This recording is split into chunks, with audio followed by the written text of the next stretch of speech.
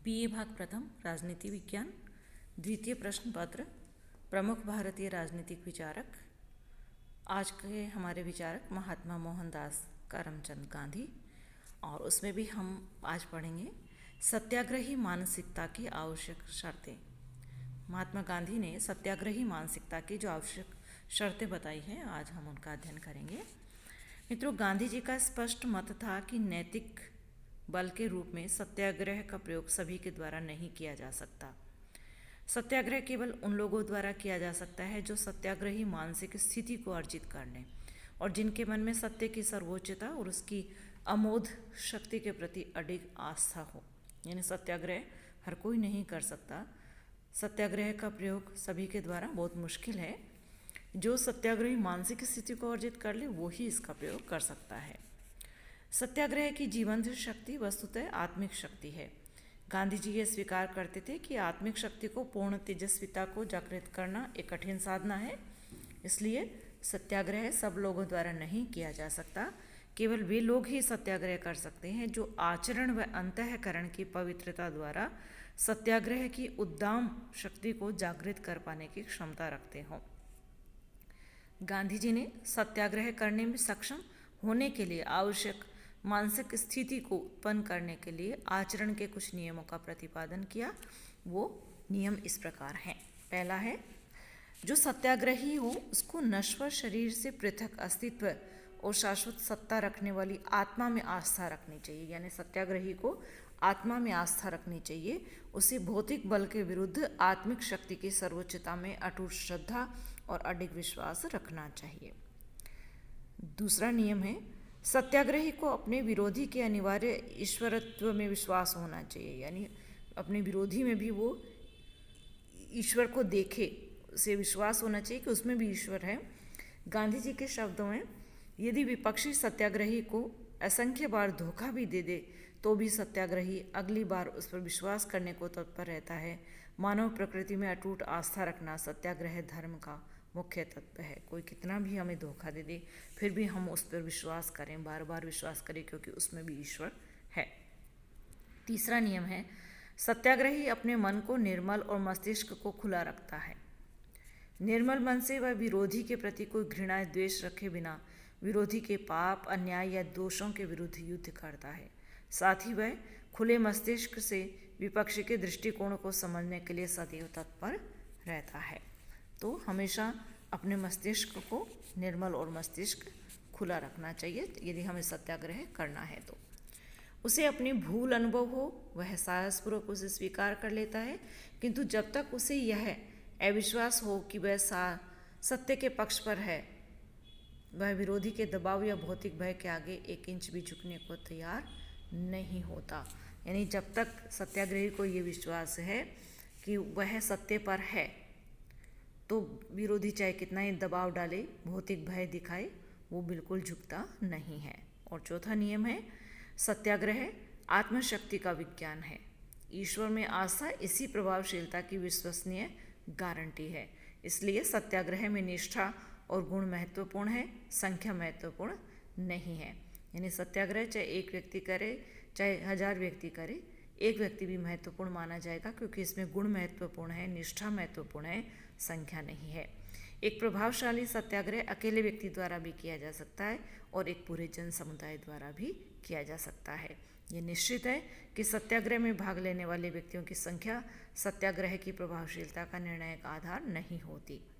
गांधी जी ने ये स्पष्ट किया मित्रों कि सादा और पवित्र जीवन व्यतीत करते ही व्यक्ति सत्याग्रह की पूरी क्षमता का उपयोग करने में सक्षम हो सकता है। एक सत्याग्रही के लिए गांधी जी ने आचरण के कुछ अनिवार्य नियम भी प्रतिपादित किए। इन नियमों को गांधी जी ने सत्याग्रही के अनिवार्य संकल्पों की संज्ञा दी।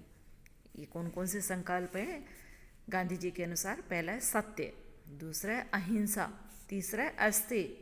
अस्तेय का अर्थ है किसी वस्तु के प्रति लालच का भाव न रखना, किसी विशेष वस्तु की प्राप्ति की इच्छा न करना तथा अपनी आवश्यकताओं को न्यूनतम कर लेना। चौथा है अपरिग्रह। अपरिग्रह का अर्थ है असंग्रह, यानी समस्त भौतिक वस्तुओं के त्याग की तत्परता।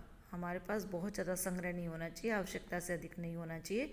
भौतिक वस्तुओं का त्याग करने की तत्परता हमारे अंदर होनी चाहिए। इसका व्यवहारिक अर्थ है कि व्यक्ति अपनी आवश्यकता की वस्तुओं के अतिरिक्त अन्य किसी भौतिक वस्तु को अपनी निजी संपत्ति के रूप में ग्रहण नहीं करे और अपनी आवश्यकताओं को भी इतना सीमित कर ले कि वह केवल उन वस्तुओं और तत्वों को आवश्यक माने जो उसके भौतिक शरीर को बनाए रखने के लिए जरूरी हो। 5वां है कायिक श्रम यानी शारीरिक मेहनत।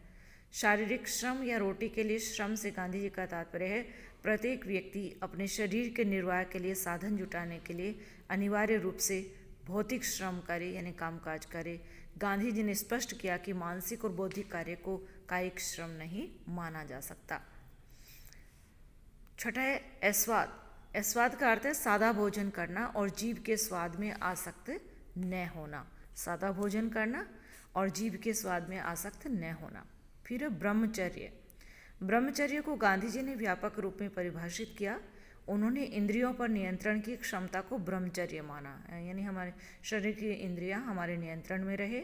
उन्होंने कहा हमें ब्रह्मचर्य का मूल अर्थ समझना चाहिए। ब्रह्मचर्य आचरण की पद्धति है, अतः ब्रह्मचर्य का अर्थ है ऐसा आचरण जो ब्रह्म अर्थात सत्य की खोज के लिए अपनाया जाए।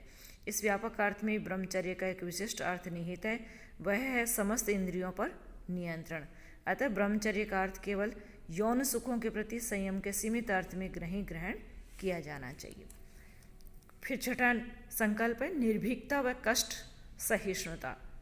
निर्भीकता से तात्पर्य है किसी भी भौतिक चिंता या बाह्य भय से पूरी तरह मुक्त हो जाना। गांधी जी उपनिषद के इस मत से सहमत थे कि समस्त भय शरीर को केंद्र बनाकर ही उत्पन्न होते हैं। इसलिए यदि संपत्ति, परिवार और शरीर के प्रति मोह समाप्त हो जाए तो व्यक्ति पूर्ण निर्भीकता धारण कर सकता है। गांधी जी ने स्पष्ट किया कि निर्मोह है, निर्भीकता ही जो निर्मोह है यानी हमें किसी में मोह नहीं हो, ऐसा निर्मोह निर्भीकता की पूर्व शर्त है। निर्भीकता तभी आती है जब निर्मोह हो जाए, हमारे अंदर मोह न रहे तो हम निडर हो सकते हैं। तो ये संकल्प। इसी तरह एक संकल्प है विनम्रता। विनम्रता का अर्थ है स्वयं को परमात्मा की विराट सत्ता का एक अंश मात्र समझना और अहंकार से पूरी तरह मुक्त हो जाना। गांधी जी ये मानते थे कि हम बिल्कुल घमंड न रखें और परमात्मा की विराट सत्ता का अपने आप को एक अंश मात्र ही हम समझें। गांधी जी ने विनम्रता को मैं के भाव से पूरी तरह मुक्त होने के साहस और सामर्थ्य और स्वयं को शून्य समझने की प्रवृत्ति के रूप में परिभाषित किया। उनका मत था कि एक विनम्र व्यक्ति दूसरों के दोषों को खोजने की अपेक्षा अपनी अपूर्णताओं को कम करने के लिए समर्पित होगा। गांधी जी के शब्दों में मित्रों, हम अपने सूक्ष्म दोषों को पर्वताकार बना लें और दूसरों के पर्वताकार दोषों को सूक्ष्म समझें, तभी मानवीय एकता के आदर्श की पूर्ति हो सकती है। यानी अपनी छोटी सी गलती को, अपने छोटे से दोष को बड़ा माने और दूसरों के बड़े बड़े दोषों को हम छोटा माने, तो हम क्या कर सकते हैं, मानवीय एकता स्थापित कर सकते हैं और विनम्रता हमारे अंदर रहेगी। फिर एक संकल्प है अस्पृश्यता निवारण, यानी किसी को ऐसा न मानना कि हम इसको स्पर्श न करें। और अंतिम संकल्प था सब धर्मों के प्रति सम्मान और आदर का भाव, तो सभी के प्रति ऐसा भाव रखना। तो इस तरह से गांधी ने जो संकल्प बताए हैं मित्रों, मैं आपको एक बार पुनः बता दूं। पहला संकल्प उन्होंने बताया सत्य, दूसरा है अहिंसा, तीसरा अस्तेय यानी किसी वस्तु के प्रति लालच का भाव न रखना, और चौथा है अपरिग्रह यानी आवश्यकता से अधिक संग्रह न करना यानी त्याग की तत्परता। 5वां है कायिक श्रम यानी शारीरिक मेहनत करना। 6वां है स्वाद यानी सादा भोजन करना और जीभ के स्वाद में आसक्त न होना। 7वां ब्रह्मचर्य, ब्रह्मचर्य का अर्थ है इंद्रियों पर नियंत्रण रखना। और 8वां है निर्भीकता व कष्ट सहिष्णुता, व्यक्ति के अंदर निर्भीकता होनी चाहिए और निर्भीकता तभी आती है जब निर्मोही हो जाए, हमारे अंदर मोह न रहे किसी भी संपत्ति या किसी भी वस्तु के प्रति। फिर है विनम्रता, विनम्रता का अर्थ है स्वयं को परमात्मा का एक अंश मात्र समझना और घमंड से मुक्त हो जाना। फिर है अस्पृश्यता निवारण यानी किसी को अछूत न समझना और सब धर्मों के प्रति सम्मान और आदर का भाव रखना। तो ये सब जो है गांधी जी ने संकल्प बताए हैं।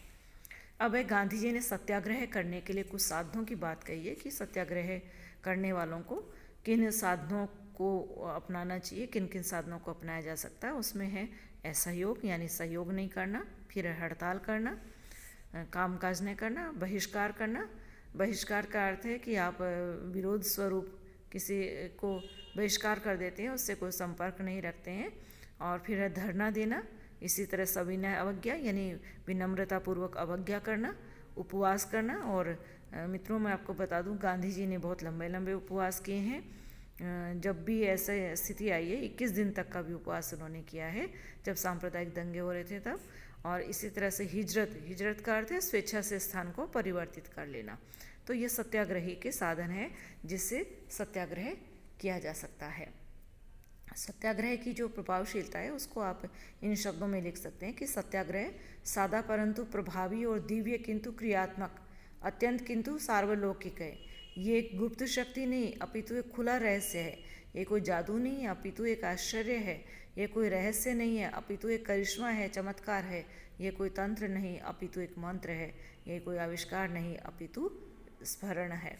तो इस तरह से सत्याग्रह में बहुत बड़ी ताकत होती है। सत्याग्रह के माध्यम से बहुत बड़े बड़े परिवर्तन हो सकते हैं। सामने वाले को जो असत्य के मार्ग पे हो तो उसको झुकाया जा सकता है। तो इस तरह से सत्याग्रह किया जा सकता है। लेकिन सत्याग्रही को भी बहुत सारे मतलब उसके अंदर आत्मिक शक्ति होनी चाहिए, तब जा कर के व्यक्ति सत्याग्रह कर सकता है।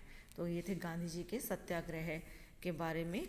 सत्याग्रह की मानसिकता की आवश्यक शर्तें और जो संकल्प उन्होंने बताए हैं सत्याग्रह के अनिवार्य संकल्पों की संज्ञा जो दी है वो नियम, और सत्याग्रह के साधन जो है कौन कौन से अपनाए जा सकते हैं। आज के लिए इतना ही, धन्यवाद।